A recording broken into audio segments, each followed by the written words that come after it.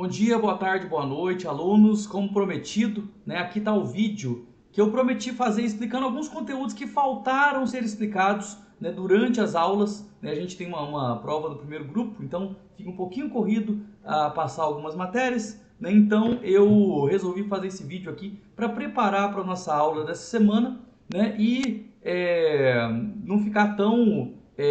o conteúdo não ficar sendo dado tão próximo da prova, Então, tenho certeza que esse vídeo vai ajudar bastante gente, Bom, durante as aulas, a gente começou a falar sobre o capítulo 12, que fala sobre o Estado, Então, a formação do Estado. Então, a gente discutiu o que é Estado, Nós discutimos a formação do Estado, nós discutimos o que é o Estado de maneira primitiva, a gente tentou imaginar como que era o Estado lá atrás, como foi a formação dos primeiros tipos de Estado, lá nas primeiras cidades, A gente tentou falar sobre tudo isso, inclusive tem um textinho aqui sobre isso, Sobre as sociedades primitivas, Que são sociedades sem Estado, E como que seria a transição para uma sociedade com Estado. A gente discutiu isso, Discutimos também sobre as características do Estado, que tem relação com o território, soberania do território, fronteiras definidas, o controle sobre aquele espaço, Então as regras do Estado valem dentro daquele espaço, a gente falou sobre isso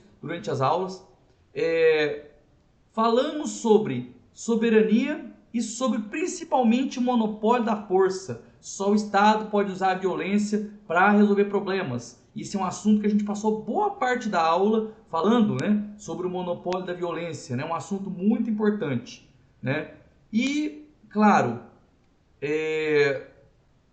aqui, na página 94, vem a parte que eu vou falar nesse vídeo, principalmente, que é a parte que eu ainda não expliquei, E qual que é a parte, gente? Bom, existem vários modelos de Estado, tá? Vários modelos de Estado, e a gente vai falar sobre alguns aqui nessa aula, tá?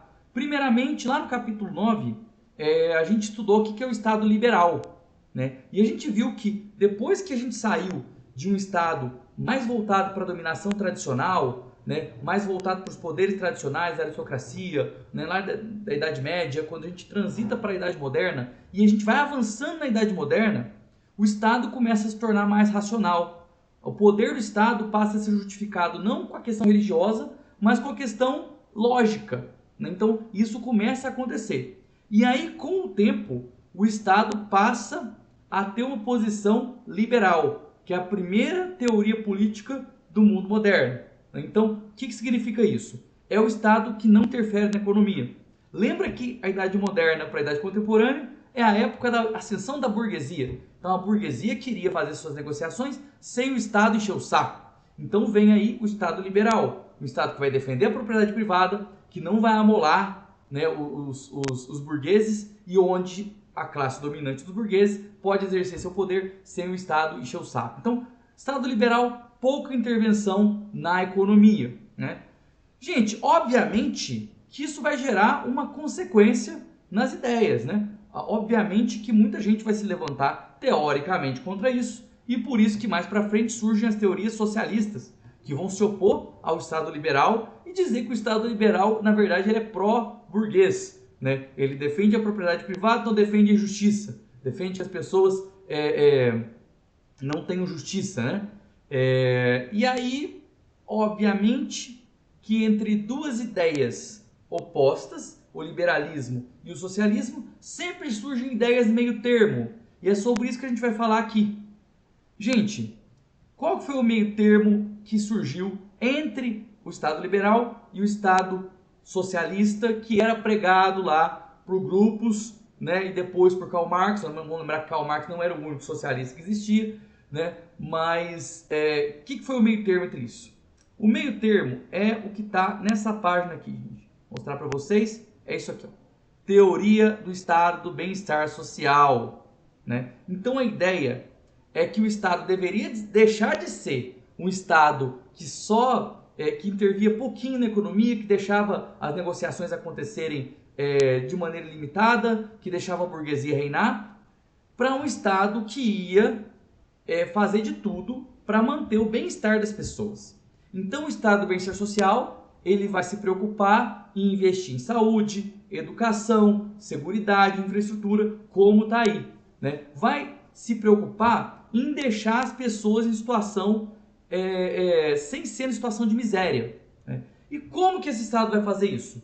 Dando mais serviços estatais e aumentando imposto, né? Então é o que as pessoas têm que pagar, né? Então você vai ter mais serviços, mais saúde, mais educação, mais segurança, mas você vai pagar mais imposto, né? Então a ideia do Estado do Bem-Estar Social é essa, tá? E qual época que a gente teve isso? Basicamente século XX, metade do século XX para frente inteira, né? Nós tivemos a ascensão do Estado do Bem-Estar Social. Uma época em que a intervenção na economia aumentou, os serviços sociais aumentaram e os impostos também aumentaram. Muitas vezes os impostos aumentaram sem os serviços, né? Mas aí é outro assunto, né? Bom, o Estado, gente, para fazer isso, ele precisou de adotar algumas medidas sociais e algumas medidas econômicas. Quais são as medidas econômicas? Aí tem aqui no ponto número 1, ó, teoria keynesiana, gente.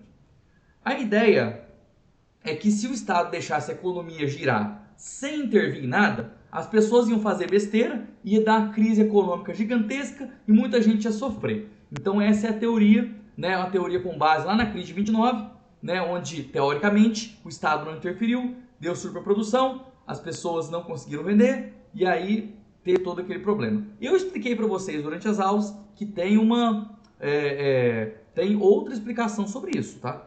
É outra explicação de outro viés, mas eu não vou falar isso aqui nesse vídeo, porque senão vai demorar muito aqui, tá? Então a ideia é que o Estado aumente os gastos, reduza os impostos para estimular que as pessoas comprem mais. Isso aqui é uma medida keynesiana, mesmo que seja temporária, tá? E cria emprego, né? E às vezes empregos criados meio que à toa, né? Emprego só por existir mesmo, né? Constrói uma coisa para nada ali, só para girar o dinheiro, para alguém ser pago e esse dinheiro vai ser usado para comprar produtos e aí a economia vai girar. Então, o Keynes defendia isso, tá? Outros pontos aqui que a apostila coloca: teoria dos bens públicos, né? Argumenta que certos bens e serviços não poderiam ser fornecidos de forma eficiente pelo mercado privado, ou seja, algumas coisas deveriam ser do Estado, né? E a teoria da regulação, então tem que regular a economia, né? Porque senão vão ter práticas desleais, práticas ilegais, práticas injustas, né?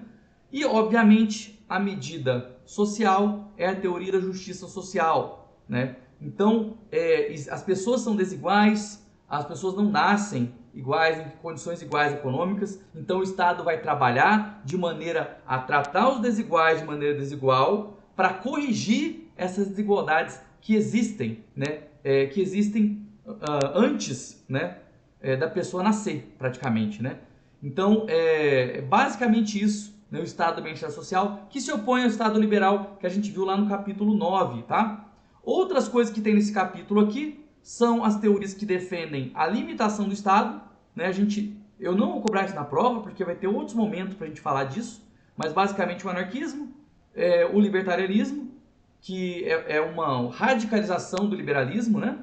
E o comunismo, que seria basicamente o fim do Estado de maneira natural, né? Quando o Estado acaba, depois de uma época de socialismo, mas isso eu já expliquei isso em outro capítulo, não vou cobrar isso na prova de agora, viu?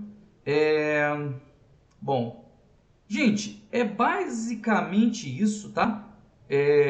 Eu peguei os pontos mais importantes do capítulo para serem cobrados, tá? E depois desses capítulos a gente vai entrar no eixo aqui, não vai precisar fazer esse tipo de coisa mais não. Pessoal, obrigado por assistirem o vídeo. Se tiverem dúvidas, podem deixar um comentário aí ou esperar para responder dúvida durante a aula. Até mais. Tchau, tchau.